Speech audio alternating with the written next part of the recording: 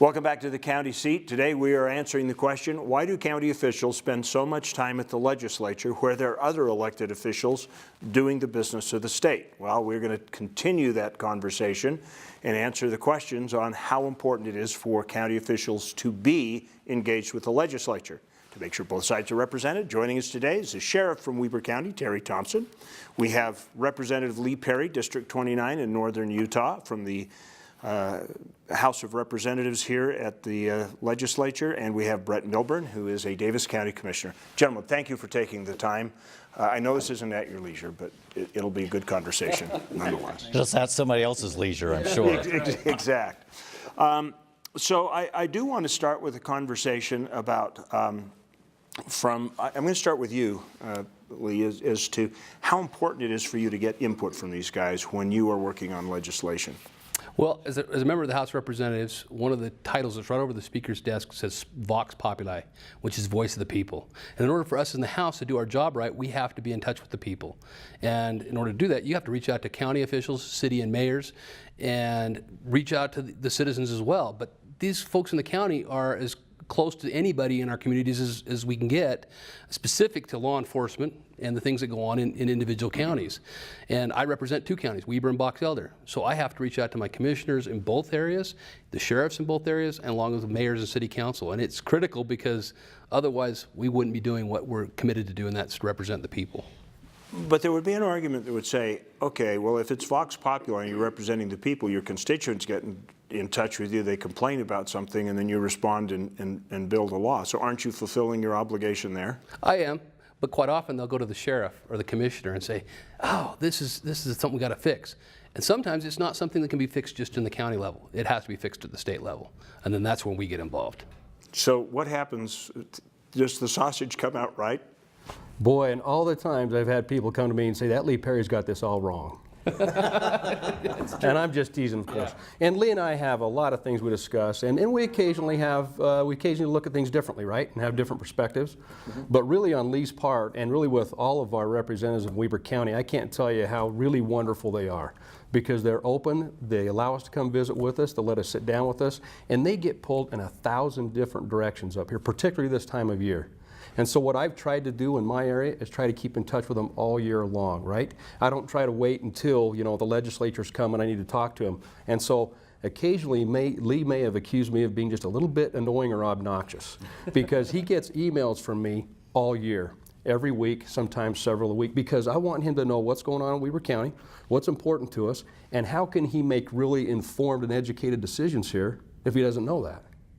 So is it hard to get the information to a decision maker or a policy maker like a state legislator as far as, I guess what I'm trying to say is, do sometimes the bills get messed up? Well, I think first of all we need to take a step back, Chad, and understand the relationship between the state and the county. It's different than, say, the state and a city. A county is the body politic of the state. So really we are another arm of the state, or much of what is enacted in statute up here then falls to the county to actually implement. And that makes it a very unique relationship. So we're really coupled, hip to hip and arms interlocked. Doesn't mean we always agree in the sense of, as we're implementing, sometimes as the laws being enacted, they're not as close to the ground or on that implementation side and might not see everything, all the consequences or things of that nature. And that's where we come into play, and that's where the dialogue is very important. So one of the recurring themes that has come up, is this a good point, one of the recurring things that comes up that I've heard a lot from counties in the decade that I've been working closely with counties and these programs is, the legislature, they will pass a new law and give us a requirement, and they look good because they cut their budget, and then we have to pick up the slack in our county revenues, and we have unfunded mandates. Never happens. Yeah. Just like it happens from the federal government. Yeah. And that's the trick, and that's where listening to the county officials And hopefully they see these bills coming, and that's why we tell the public, as well as especially the county officials, watch the bills. There's a lot of them come up. I mean, I'm seeing bills even right now as a state representative. I'm like, wow, this is a bill that somebody's running. They start to get numbered, and I don't get to see them until they're numbered, until they're out there. So it can be a little bit of a shock for me to all of a sudden go, wait a minute. And that's where I reach out to Ricky Hatch and Marla Young, our recorders up there in Box Elder and Weber County, about things that have to do with election law. I reach out to the sheriff and say, Sheriff, how's this going to affect your jail? And Sheriff Thompson is by far one of the best sheriffs I've ever seen in the state for communicating with legislators. Like he said, he sends us emails. That obnoxious thing I mentioned? But it is. It's good. And I'm grateful. I work in law enforcement full time, and so I see a lot of the things, and I know a lot of the things that he's sending to me. But I can tell you, knowing my counterparts aren't in law enforcement, and the information he's providing to all those legislative leadership and leaders is critical for them to understand and know, so that when they hit the session and somebody throws a bill out, they're not caught off guard. So I love the communication we have, because it helps not get these unfunded mandates any more than necessary. So let's take this back a step, and let's ask the question. Let's give an example of where something has gone really right. Where the legislature jumped into something, and I know from your longevity that you can give us an example where the counties got involved on something that could have been disastrous, and through the Utah Association of Counties and working at the legislature, they got the information out and got it corrected, and it became good policy. Got an example? I gave you a good funding example, because a lot of times we're working with the state for that funding to help us make good things happen, right? Because it's important with the state level and important at the county level. Several years ago, our Weber Valley Justice Center had gotten old. It was somewhat run down, a lot of maintenance. It had been shut down, so we were at half capacity. This is our youth holding facility. And we were in trouble in Weber County. We were transporting juveniles to Farmington, to Salt Lake, and it just wasn't going to work in the long term. So we got hold of Lee and our other representatives, our senators, got them all together and said, please help us with this funding aspect so we can have a good location in Weber County, not just for housing but treatment as well. Got with Juvenile Justice Services, which were phenomenal, and as a team we got together, and it took several years to work through that process, to where the state finally, as you work your way through that process, and that's a whole other discussion, right? But you finally get to that point to where that becomes funded, and now we've got a phenomenal facility in Weber County for housing some of these youth offenders, and more importantly, treating them.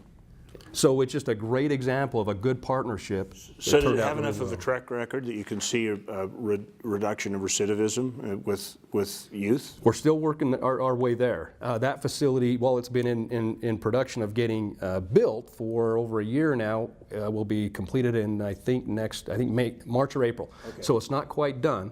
But again, it's going to bring about 6 different locations in Davis and Weber under one roof, which makes sense, right? Consolidate and save money for the taxpayer, and then bring those treatment beds we've never had before into Weber County. I'm convinced that'll make a real difference. And yes, I think it'll affect our juvenile recidivism. Yeah. That's a great example that mixes both a capital expenditure and a capital need with a programming element. And along with that, the last couple of sessions, the state, along with the counties, we've been working through this JRI, or Justice Reinvestment Initiative. And there's a subject matter that has taken a lot of effort from a lot of different segments and different levels of government. And 2 sessions ago, when it was first put into place, you think you have a pretty good understanding, but last year we had to come back and make some additional adjustments and tweaks as you're learning and implementing and things like that. And I'm sure there's still a few more tweaks that need to go along with that. And don't think I never say a bill's perfect ever the first time. Yeah, no bill's perfect the first time. The county input's been critical in that, right? It has. The county input from sheriffs, from those segments in the county that provide the health services, the treatment, health services, and things of that nature. Even school districts. School districts. Right. I mean, there's a subject matter and an issue that has taken a lot of people and a lot of different segments of input. And as a commissioner, I feel like I'm the jack of all trades, master of none. But I have to be abreast and have an understanding of all those different points. Okay, right now Lee's feeling pretty good.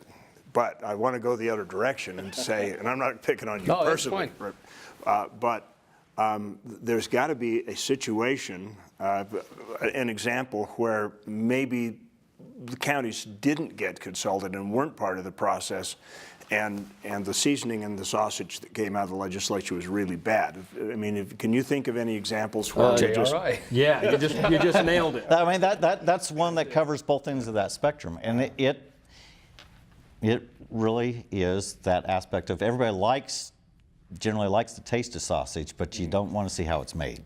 Yeah. I mean, it's really kind of how that shakes out. You know, funding obviously is a big deal, and we're trying to be a fiscally responsible state. I just imagine that the pressure on the legislature from groups that want their own bidding and their own piece of legislation, some of it protectionist. I want to keep other people out of my trade and stuff. I just imagine it's a huge amount of pressure. How do you sort through it all? That's difficult. That's where I reach out to constituents, and that's where having expertise in the field comes in. It's having people I can reach out to and talk to, because on my own, it's just like I said, you can't know it all. And if I don't have good sources to reach out to, and that includes lobbyists. Sometimes they bring information to me that's beneficial, even though sometimes they're representing a need and they want to go for that specific need. Hearing from their side and then hearing from the opposite side is always beneficial to kind of weigh out. And the thing I always put in the back of my mind, what is best for the taxpayers and all the citizens of Utah? So that leads me to an interesting point, and all of you can pass judgment on this or put in your 2 cents worth. When you say lobbyists, the general reaction of people is that, oh my gosh, what horrible, despicable, scum-sucking people they are. But you bring up a good point, is that in certain areas they bring a level of expertise and connection to things that might be a problem. Are they a valuable resource other than for campaign contributions? I think so. I mean, I think they bring information, and whether it's them themselves or they bring us the people that have the information we need, I think they do bring a value to the table. And I think they're a conduit for a group. Yeah. You know, you've got a whole group of folks who, you know, Lee can't sit down with all of us.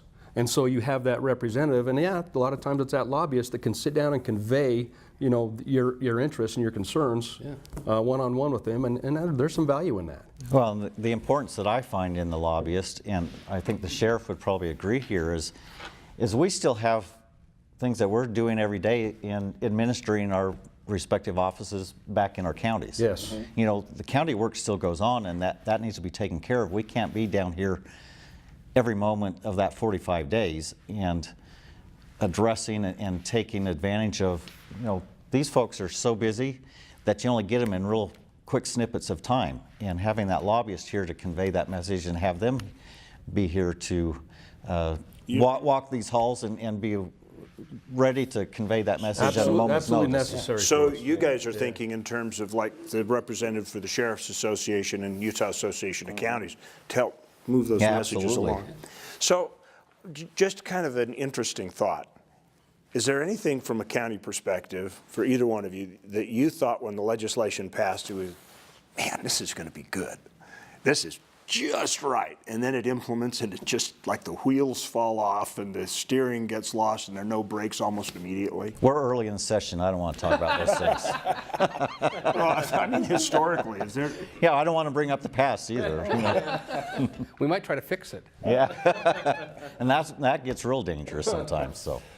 I was trying to think of anything like that. Well, you know, probably when it comes to some of those unfunded state mandates, that's maybe a good area for that, because occasionally the legislature agrees to things, particularly funding, that they just don't follow through with. And I'm not beating up Lee. I'm just saying it happens, exactly. and the county just has to pick it up and run with it.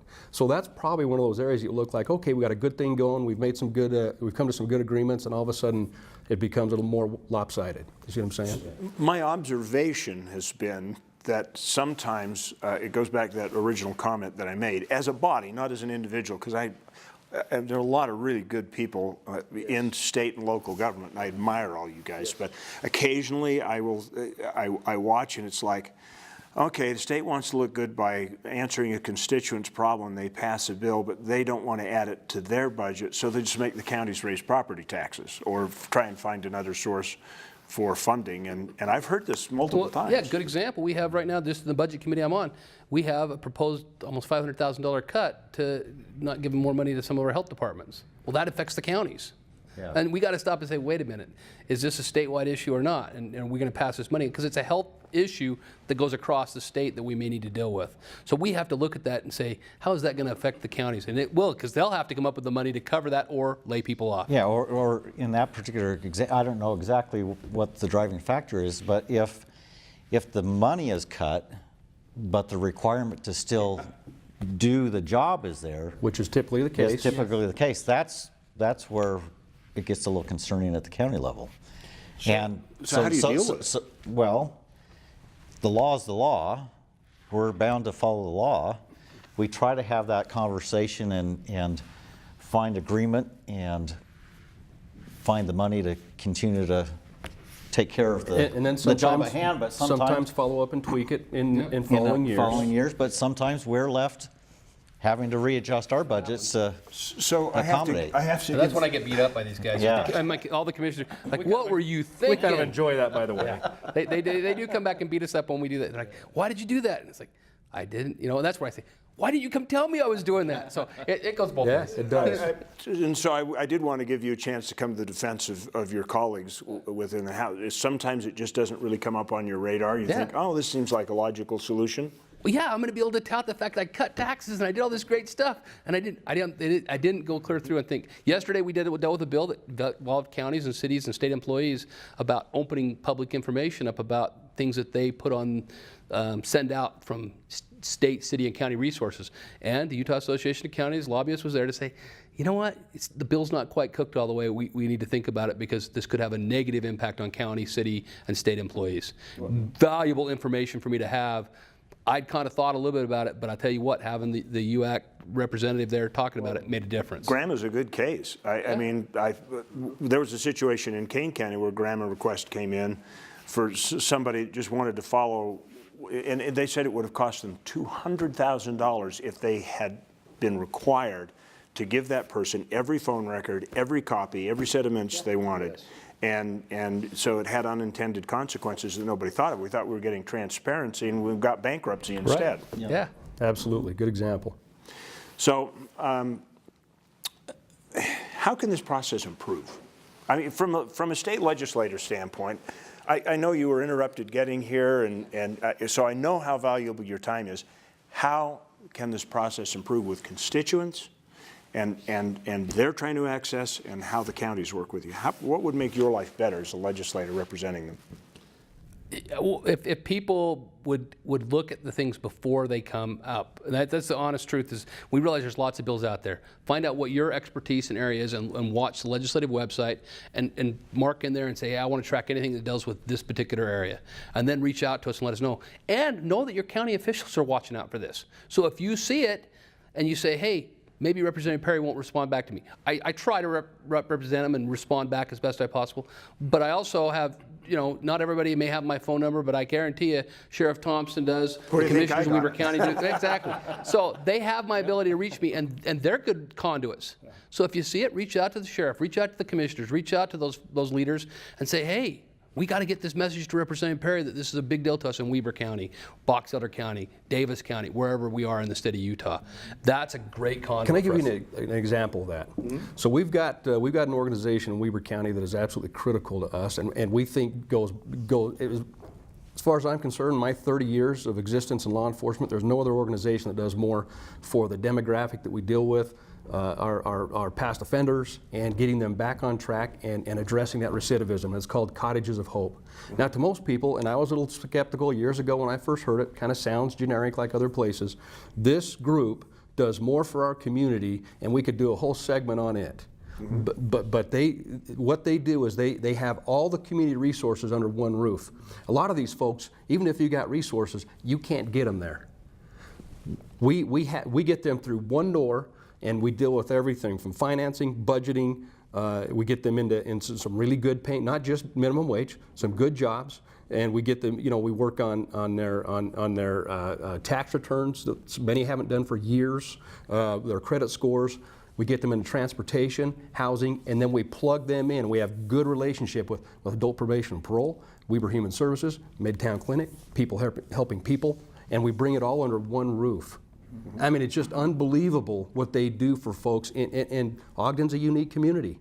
And they do more for that community than you can possibly imagine. And we got this from the Bay Area, which is an area that, if something's going to work, you're going to find out if it's going to work there or not. It's phenomenally successful. So I brought all my legislators together, most all of them, and Lee's very familiar with it, brought them all together last week, set them down, brought them all up to speed, and said, here's the problem. They've primarily existed off of funding that is passed through federal funding state grants. That for some reason, and we don't know why, is starting to dry up. Well, who's the guy that's going to figure that out, or who's the folks are going to help us figure out where the problem is to keep this funded, because it is so critical to the community? Lee and other state representatives. They're the ones that can dig into it and help us provide that ongoing funding to keep it effective. And so that's just a good example of how I could work with my local officials, bring them together, sit them down, bring in those folks, have them run up give them a good up to speed. Here's what's going on. This is what we're doing. We're saving the community and the state millions by getting people back on track and productive and contributing. And we actually have a program that we're proposing this year with Representative Gage Frohr to keep that program up and operating, because it's a mix of state, county, city, all those resources to help these people out. It's incredible. Team effort. Okay, so I want to put one last question out there, because you got the benefit of saying, how can these guys help you? How can the legislature, and not necessarily an individual representative, but as a system, help you be better informed to get things pre-planned a little bit better? Bills surface all the time, and they just appear out of nowhere. They don't really see them in interim committee. Is that like the biggest problem the constituents and counties have, is not knowing what guys are thinking about doing? In my mind, it boils down to a simple thing: it's communication and having the relationship. And I think, generally speaking, speaking from a body perspective, it's there. But folks get so busy, and you're running a million miles an hour, and sometimes they might not think to bring somebody in or whatever.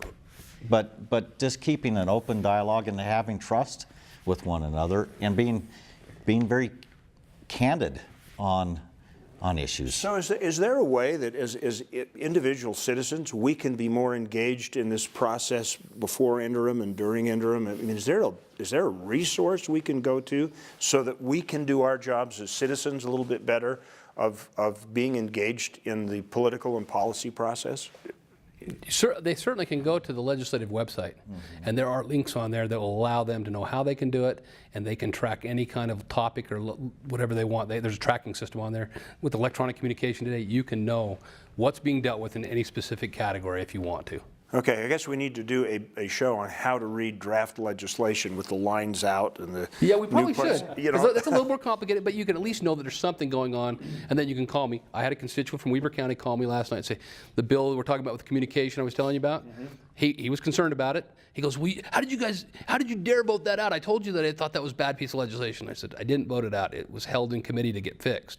Oh, I didn't understand that. And so that's that communication with the constituents and letting them know this is how it reads. So yeah, it probably would be a great idea to show people how to read that and see that process. Yeah, understanding of how the process itself works, the mechanics.